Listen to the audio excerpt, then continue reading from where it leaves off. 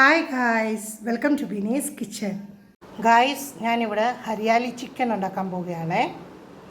അതിന് വേണ്ടി ഞാൻ ഒരു 1/2 കിലോ ചിക്കൻ നല്ലപോലെ കഴുകി വൃത്തിയാക്കി വെച്ചിട്ടുണ്ട്. ഇനി നമുക്ക് മിക്സി ജാറിലോട്ട് മല്ലിയില,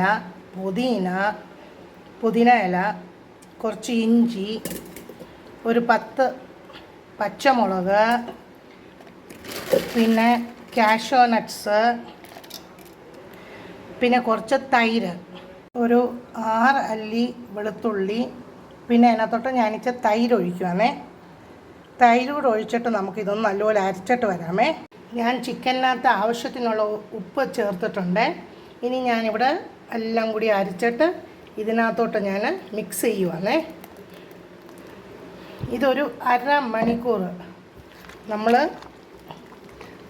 മിക്സ് ചെയ്ത് വെക്കണേ, റെസ്റ്റ് ചെയ്യാൻ വെക്കണം 1/2 മണിക്കൂർ.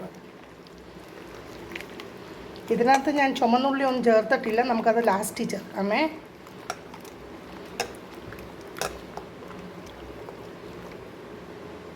ഇതിനി ഒരു 1/2 മണിക്കൂർ ഇങ്ങനെ ഇരിക്കട്ടെ, റെസ്റ്റ് എടുക്കട്ടെ.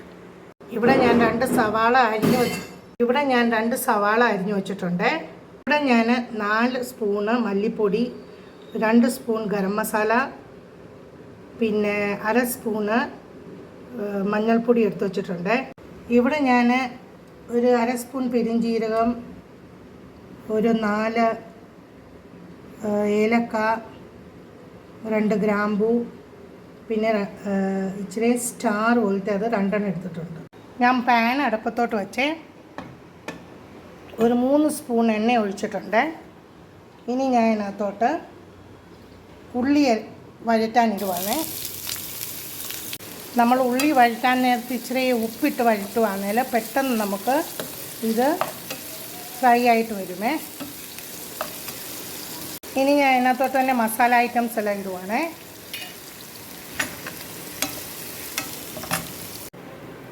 ഇവിടെ നമ്മൾ റെസ്റ്റ് ചെയ്യാൻ വെച്ച ചിക്കൻ റെഡി ആയിട്ടുണ്ട്.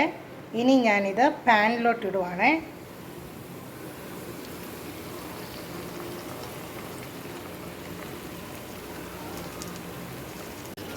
ഞാനെല്ലാം കൂടി പാനിനകത്തോട്ട് ഇട്ടിട്ടുണ്ട്.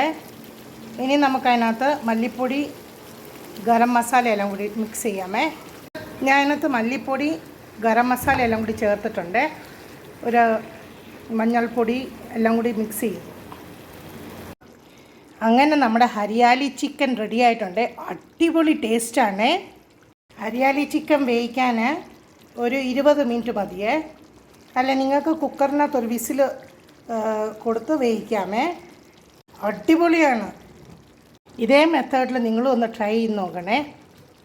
Thanks for watching my video. Please like, share and subscribe my channel. Thank you.